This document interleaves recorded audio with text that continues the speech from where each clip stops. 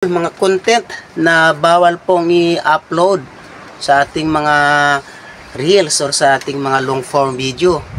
Marami ako napapanood mga idol na upload lang ng upload ng kanilang mga reels, ng kanilang mga video, which is mga bawal po ito, mga mahigpit pong ipinagbabawal ito ni Meta. Unang-una mga idol, bigyan ko lang po kayo ng idea. Bawal pong mag-upload ng video. Yun pong nakakasakit kayo sa kapwa-tao ninyo. Yung marami ito yung napapanood ng mga vlog, ng mga video na yung kanilang content yung harmful, diba? I mean yung nakakasakit sa kapwa-tao nila, yung mga tulad ng trending ngayon yung nagluluto-luto ng ganon, tapos mainit biglang gaganunin yung kawali doon sa likod niya habang may nagtatrabaho. Yun po ay mahigpit pong ipinagbabawal yan dahil yan po ay nakakasakit sa kapwa-tao ninyo. So iwasan pong i-upload yung ganong mga video yung nakakasakit sa mga kapwa-tao. Pangalawa mga idol, yun pong paggagamit ng mga masasakit na salita, no? Yung pong pagmumura, yun pong pagbibigkas ng mga salita na masasakit.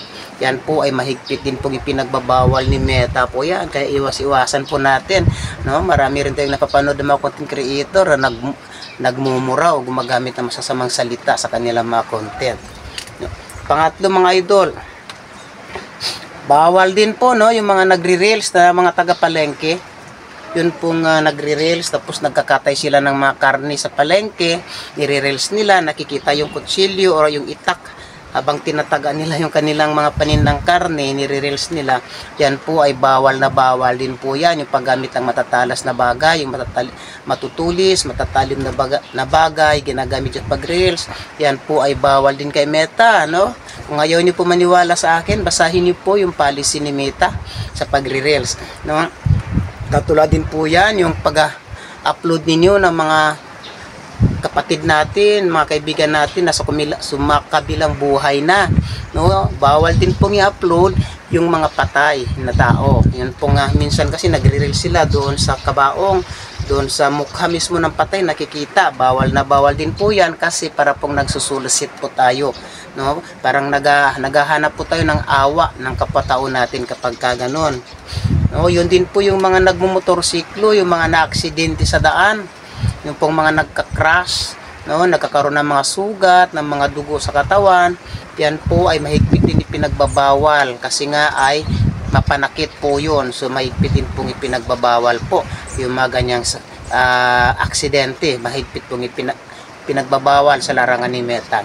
Oo, pwede niyo pong i-upload po yan kung hindi po kayo content creator, kung hindi po kayo naghahangad ng salapi, hindi po kayo naghahangad na ma-monetize, pwede niyo pong i-upload yung mga nabanggit ko po. Pero kung kayo po ay naghahangad na ma-monetize or kumita kay Meta, iwasan po ninyong i-upload yun po mga sinasabi ko po sa inyo.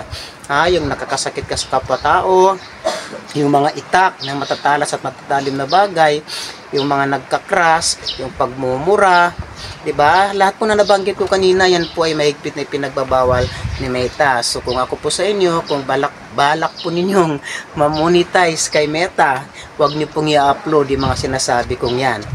Pero kung ikaw po naman ay gusto mo lang naman na mag-upload, wala ka naman balak ma-monetize, ang sayo naman ay libangan mo lang mag-reels, well, ituloy-tuloy niyo po. Pero kung ang balak niyo po ay gusto niyo kumita kay Meta, burahin niyo na po kung mga na-upload niyo na yan, kung nakapag-upload na kayo ng ganon.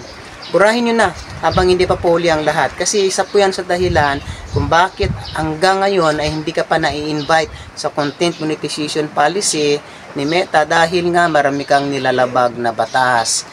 So bawal po yung mga nabanggit ko. Bawal ang pagsasayaw ng mga trending music. Paulit-ulit ko na pong sinasabi yan. Bawal na bawal po yung mga ganyan. Magbibigay ka ng music para habol mo dun kung magkaroon ka ng maraming views. Oo nga, may napanood din na ba yung kinontent ko dito na ang daming views, million views pero zero earnings dahil nga po ang kanyang ginawa ay sumayaw-sayaw siya, nag-trending yung kanyang video, gumamit siya ng trending music, pero anong nangyari? Sayang, ang 10 million views kahit piso ay wala siyang kinita.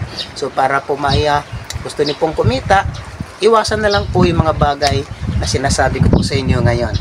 Yan, at sana po may natutunan kayo. Follow and share.